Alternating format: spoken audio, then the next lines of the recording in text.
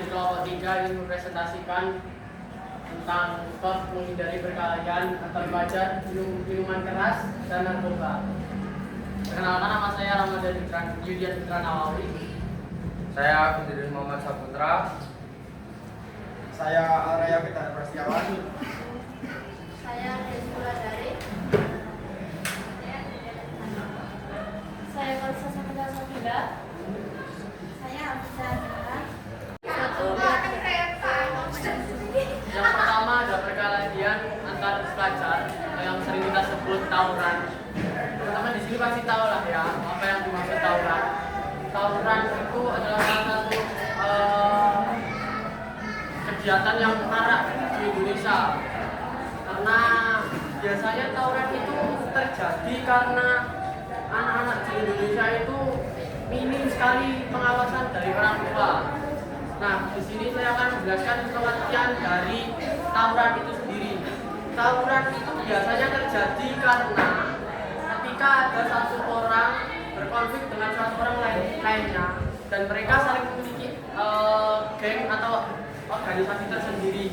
Nah, biasanya yang punya masalah satu semuanya ikut ya iming-iming solidaritas tinggi lah nah mereka.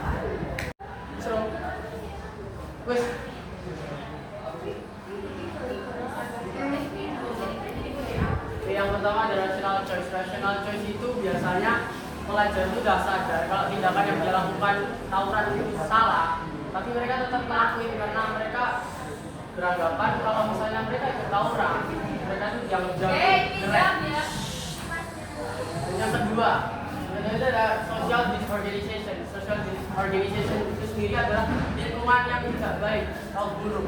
Biasanya itu terjadi di dalam keluarga, sekolah, masyarakat, yang membuat dia berperilaku buruk. Yang ketiga ada stress. Stress itu tekanan. Tekanan bisa dari banyak sisi ya, dari sekolah, keluarga, masyarakat. Lalu yang keempat ada labeling. Labeling itu mereka tuh contohnya ya, misalnya si A itu udah dicap buruk, nah udah tahu dicap buruk malah dilanjutin lagi, ya itu jelas salah ya. Udah tahu dia dicap buruk masih dilanjutin lagi. Seharusnya ketika kita sudah dicap negatif di masyarakat atau di sekolah, di tempat yang lain, nah kita harusnya improve diri, mengembangkan diri, bukannya malah melanjutkan hal yang sama, stuck di tempat. Terus yang kelima adalah male phenomenon.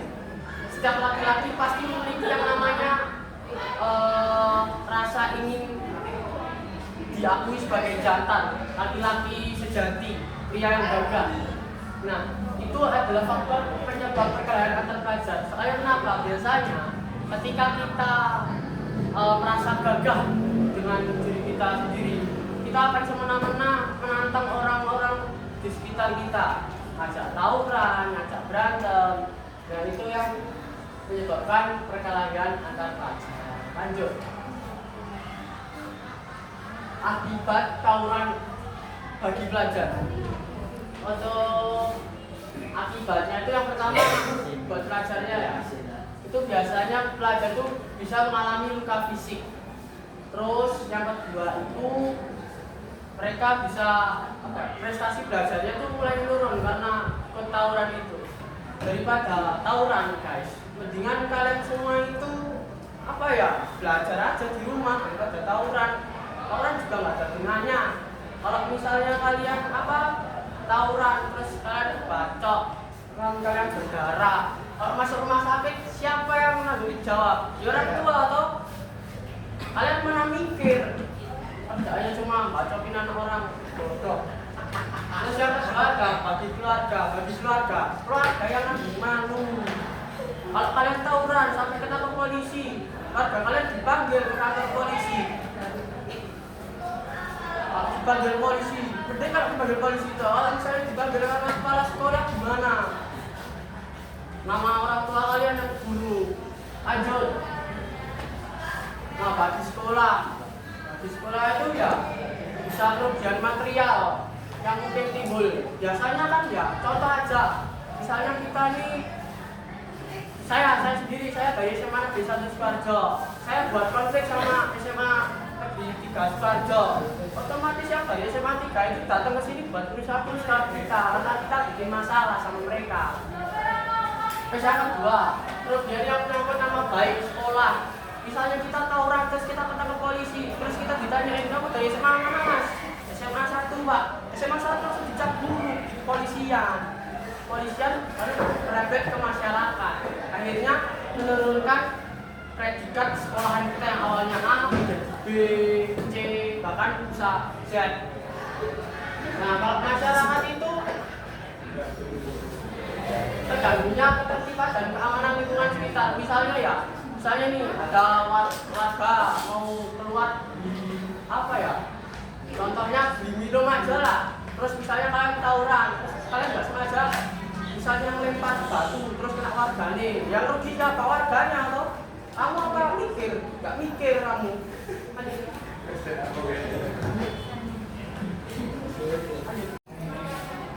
Lanjut, mencegah perilaku menyimpang. Yang pertama itu upaya preventif. Upaya preventif adalah kegiatan yang dilakukan secara sistematis, berencana dan terarah untuk menjaga agar kenakalan itu tidak timbul. Nah, untuk upaya preventif itu sendiri, upaya preventif itu biasanya sebelum kenakalan itu terjadi. Jadi ketika kita masih kecil, kita diajarkan orang tua kita untuk tidak nakal. Ya contohnya ya kita ngeyel sama orang tua, patuhi orang tua, terus misalnya disuruh apa ya, manut. Nah itu salah satu cara untuk mencegah perilaku menyimpang. Bisa melalui pembinaan terhadap orang tua. Yang kedua, upaya kuratif. Upaya kuratif adalah upaya antisipasi terhadap gejala-gejala kenakalan remaja tersebut supaya tidak meluas dan merugikan masyarakat. Biasanya upaya kuratif itu dilakukan dengan cara pembinaan terhadap pelaku tersebut. Biasanya kalau kita nakal, terus tuh apa ya, jelas merugikan masyarakat. Nah itu tuh harus ditindaklanjuti. Biasanya ditindaklanjuti oleh pihak kepolisian. Yang ketiga, upaya pembinaan. Upaya pembinaan pelajar yang dimaksud adalah untuk menghindari kenakalan remaja. Biasanya upaya pembinaan itu dilakukan oleh guru BK. Guru BK biasanya mengajarkan kita untuk tidak melakukan hal-hal yang ibaratnya menyimpang dengan norma-norma yang ada di dunia ini ya. Lanjut. Untuk mencegahnya itu yang pertama ada upaya preventif. Upaya preventif adalah kegiatan yang dilakukan secara sistematis, berencana dan terarah untuk menjaga agar kenakalan itu tidak timbul lagi.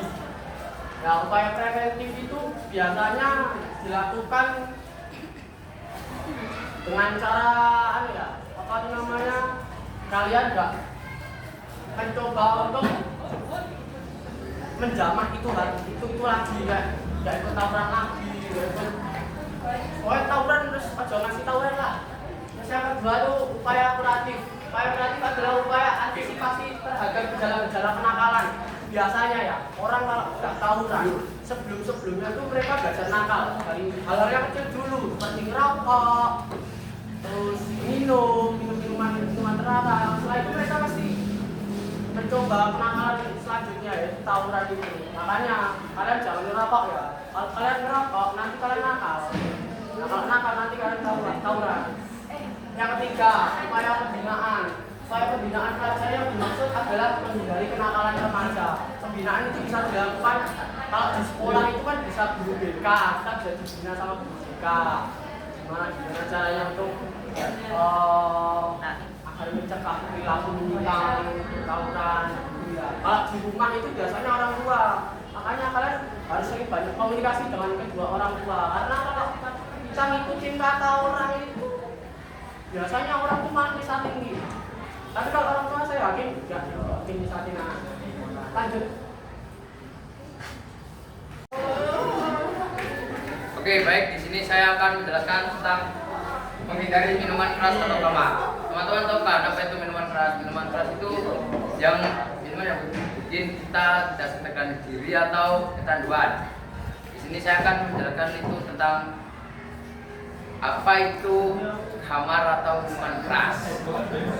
Kamar berasal dari kata kamarat yakmuru yang atau yakmiru yang secara etimologi berarti tertutup, terhalang dan atau tersembunyi. Adapun secara terminologi kamar adalah semua yang memabukkan lagi menggunakan atau membuat diri kita tidak sadarkan diri, teman-teman. Akal, pikiran dan menurutnya dari apapun macamnya. Jadi cara menghindarinya minuman keras atau kamar itu kita menjauhi dari lingkungan yang kotor seperti merusak pikiran kita dan menjauhi minuman keras. Selanjutnya, dan di sini bahaya kamar. Saya akan membacakan hadisnya dari Quran surat Al-Maidah ayat 90. Ya ayyuhalladzina amanu innamal khamru wal maisiru wal ansabu wal aslamu suman amali syaitoni fajtanibuhu la'allakum tuflihun. Artinya, wahai orang-orang yang beriman, sesungguhnya minuman keras, berjudi, berkorban untuk berhala, dan mengundi nasib dengan anak panah adalah perbuatan keji dan termasuk perbuatan setan. Dan maka jauhilah perbuatan-perbuatan itu agar kamu beruntung.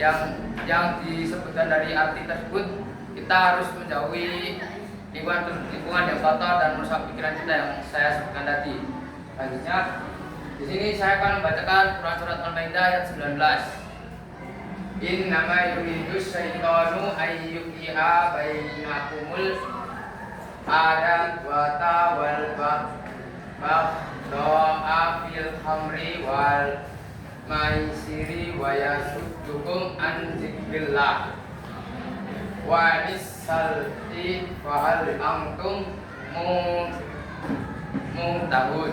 Artinya, dengan minuman keras dan judi itu setan hanyalah bermaksud menimbulkan permusuhan dan kebencian di antara kamu dan menghalangi kamu dari mengingat Allah dan melaksanakan sholat. Maka tidakkah kamu mau berhenti? Dan dijelaskan dari arti tersebut, kita harus menjauhi minuman-minuman keras agar kita tidak terjauhi dari Allah, dan kita harus mendekatkan diri kepada Allah, dan janganlah kamu mengikuti perbuatan setan-setan yang mengganggu kehidupan sehari-hari. Dan selanjutnya di sini akan saya bacakan Quran surat Al-Baqarah Saatnya istirahat. ayat 219. It's time to have second break. Khamri wal maisir. Qul fihima ismu kabiru wa manafi'ul linnas wa ismuhuma akbaru min naf'ihim. Artinya, mereka menanyakan kepadamu Muhammad tentang khamar dan judi. Katakanlah, pada keduanya terdapat dosa besar dan beberapa manfaat bagi manusia, tapi dosanya lebih besar daripada manfaatnya. Ya, di sini dijelaskan artinya, maka ketika kamu menghindari minuman-minuman keras terdapat banyak manfaat dan kamu mendapatkan pahala yang banyak. Dan berikutnya di sini akan saya bacakan surah An-Nisa ayat 43.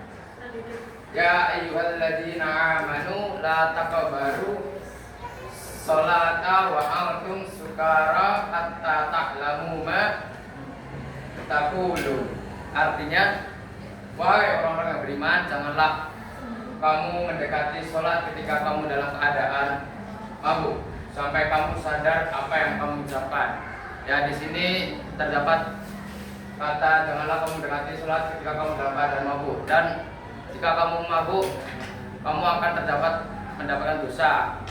Dan itu biasanya terdengar dari orang-orang, kalau kamu mabuk dosamu bisa terdapat 40 hari, dan itu sangatlah lama. Dan di sini saya akan menjelaskan perilaku menghindari kamar.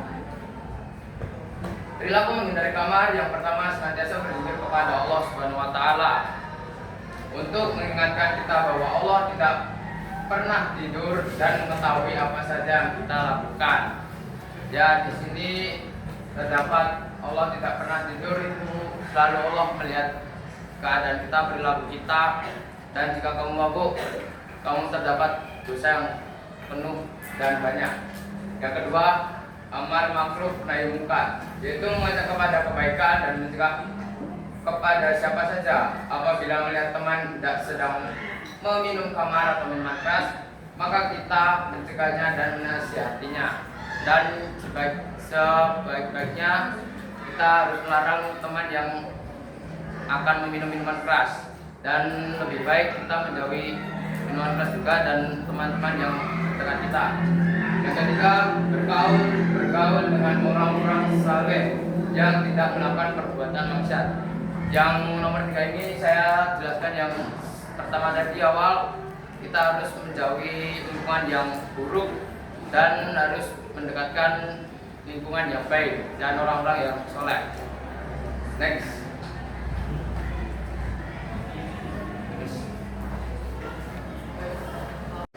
Yuk. Nah, yang ketiga itu ada pengertian narkoba. Narkoba itu sendiri adalah singkatan dari narkotika, psikotropika, dan zat aktif lainnya. Narkoba itu akan menyebabkan kecanduan atau ketagihan jika digunakan tanpa ajaran dokter. Terus yang kedua itu ada bentuknya, satu ganja, satu narkotika, psikotropika, dan zat aktif lainnya. Narkoba itu itu ada satu sabu, ganja, terus morfin, heroin, dan obat-obatan lainnya. Nah, yang kedua itu ada ciri-ciri orang yang menggunakan narkoba. Satu, biasanya orang yang menggunakan narkoba itu matanya merah. Terus yang kedua biasanya ada heroin, yang keempat morfin, dan yang kelima ada obat-obatan. Yang ketiga itu ada ciri-ciri orang yang menggunakan narkoba.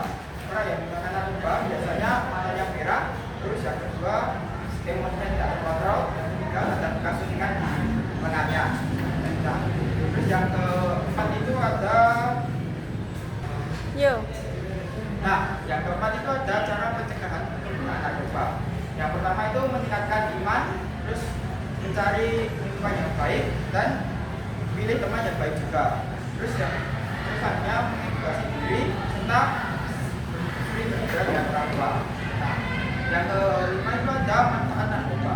Manfaat narkoba itu sebagai obat penghilang rasa sakit, kemudian obat penenang, dan ketiga sebagai obat gangguan mental. Nah, terus ada bekas suntikan tangannya, terus yang ketiga biasanya sering tidak berkonsentrasi, dan yang keempat biasanya sering marah atau emosinya tidak terkontrol. Nah, yang ketiga itu cara pencegahan narkoba. Yang pertama itu meningkatkan iman serta pilih teman yang baik. Kusir.